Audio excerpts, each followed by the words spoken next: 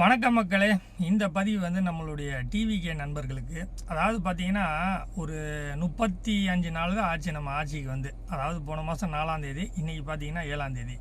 So நிறைய பார்த்தீங்கன்னா நம்மளை வந்து ஒரு ப்ரெஷரைஸ்டாக ஆக்குறாங்க. எப்படி அப்படின்னா, நீங்கள் அக்கௌண்டபிலிட்டி எடுத்துக்கோங்க. எப்படி 35 நாளில் நீங்கள் 5 வருஷம் பண்ண காமெடியெல்லாம் வந்து அக்கௌண்டபிலிட்டி எடுக்க முடியும்? 5 வருஷம் இல்லை, ஆல்மோஸ்ட் 10 வருஷம். ஏன்னா அவங்க ஏடிஎம்கே வந்திருக்காங்க. அது எப்படி அக்கௌண்டபிலிட்டி எடுக்க முடியும்? ஒரு விஷயத்த பண்ணுறாங்கன்னா முதல்ல வந்து அவங்களுக்கு வந்து ஒரு ஒரு அந்த என்வாயன்மெண்ட் வேணும். அதை எங்கே நீங்கள் பண்ண விட்டீங்க? நிறைய எம்எல்ஏ ஆஃபீஸில் இருக்கக்கூடியது எல்லாத்தையும் சூறையாடிட்டு போயிட்டீங்க. அவங்க உட்கார்றது கூட ஒரு இடம் கிடையாது, ஒரு ஏசி கிடையாது, கரண்ட்டு கிடையாது. இந்த மாதிரி இருக்கக்கூடிய ஆஃபீஸ் தான் நிறையா இருக்குது. ஒரு ஆர்கே நகர்லேயே அப்படி தான் நடந்துச்சு அப்படின்னு சொல்கிறாங்க. ஸோ இந்த மாதிரி இருக்கப்போ அவங்க வந்து ஃபஸ்ட்டு அவங்களுடைய ஆஃபீஸை, அவங்களுடைய பேசிக்கான விஷயங்களை வந்து அவங்க வந்து அதை ஃபில்ஃபில் பண்ணுறாங்க. அதுக்கு கொஞ்சம் டைம் தான் எடுக்கப்படும். ஸோ அதனால தான் அந்த டைம் எடுக்கிறாங்க.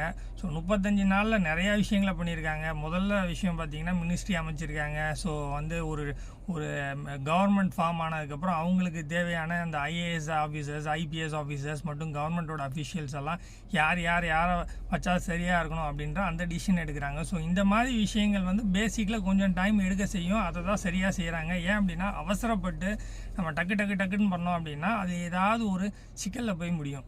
ஸோ சில நேரங்களில் பார்த்தீங்க அப்படின்னா இந்த இதை ஏன் இவங்கக்கிட்ட கொடுத்தாங்க, அவங்கக்கிட்ட கொடுத்தாங்க, அது அப்படி கிடையாது. அதுக்கு வந்து கொஞ்சம் காலம் தான் பதில் சொல்ல முடியும். அதாவது ஆரம்பத்திலேயே எல்லாத்தையும் வந்து சரி பண்ணி எல்லாத்தையும் பண்ண முடியுமா அப்படின்னா அது ரொம்ப கஷ்டம். கொஞ்சம் கொஞ்சமாக தான் பண்ண முடியும், ஸ்டெப் பை ஸ்டெப். ஒரு 5 வருஷம் டிவிக்கு ஆட்சியில் இருக்குது. ஸோ 5 வருஷம் கழித்து பார்த்தீங்கன்னா நீங்கள் ஒரு கேள்வி கேட்குறீங்க அப்படின்னா அதில் நியாயம் இருக்குது. நீங்கள் 5 வருஷம் ஆண்டிங்களே, நீங்கள் என்னெல்லாம் பண்ணீங்க, கண்டிப்பாக உண்மை தான். அதை விட்டுவிட்டு நிறைய பேர் பார்த்தீங்கன்னா அந்த சைத்தான் மாதிரி பண்ணிக்கிட்டு இருக்காங்க. இந்த ஆர் ராசா, இந்த மேயர் பிரியா, கனிமொழி அவர்கள் அவங்களே சொல்கிறேன். ஏன் சைத்தான்னு சொல்கிறேன் அப்படின்னு கேட்டிங்கன்னா, அதாவது ஒருத்தங்க வந்து ஒரு விஷயத்த பண்ணுறாங்க. உங்களுக்கே தெரியும், நீங்களாம் பல வருஷமாக ஆண்டிருக்கீங்க, நீங்கள் ஆட்சியில் இருந்திருக்கீங்க, மன்னராக இருந்திருக்கீங்க, எல்லாம் பண்ணியிருக்கீங்க. ஆனால் புதுசாக ஒருத்தங்க வந்தாங்கன்னா அதை எங்களால் முடியலன்னு ஏன் பொங்குறீங்க? அதை பார்க்கணும்ல. அவங்களுக்கு வந்து மக்கள் உங்களை நிராகரித்து ஓரமாக உட்கார வச்சுட்டாங்க, முதல்வரையே தோக்க வச்சுட்டாங்க. ஸோ அப்போ அந்த மக்கள் கொடுத்த பரிசை நீங்கள் ஏற்றுக்கணும்ல.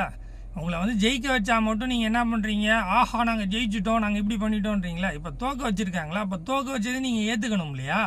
ஸோ அதை ஏற்றுக்கணும். ஏன் இன்னொன்று நான் சொல்கிறேன், அடுத்த எலெக்ஷனில் எங்கே வேணாலும் இப்போ நிறையா தொகுதிகள் வந்து பார்த்திங்கன்னா காலியாகுது, எம்எல்ஏகள் ரிசைன் பண்ணுறாங்க. எந்தாவது ஒரு தொகுதியில் நின்று ஸ்டாலினை ஜெயிக்க வைக்க சொல்லுங்கள், ஜெயிக்க வைக்கவே முடியாது. It's not possible. அப்படி நீங்கள் நிற்க வச்சிங்கன்னா படுதோல்வி ஆவார். அதுவே திமுகவுடைய என் கார்டாக ஆகி போயிடும். அதுக்கப்புறம் திமுகன்ற கட்சியே இல்லாமல் போயிடும். ஸோ அதை நீங்கள் செய்ய மாட்டீங்க, அது எங்களுக்கும் தெரியும். ஓகேவா? அதனால் பாலிடிக்ஸ் பேசலாம், ஆனால் டர்ட்டி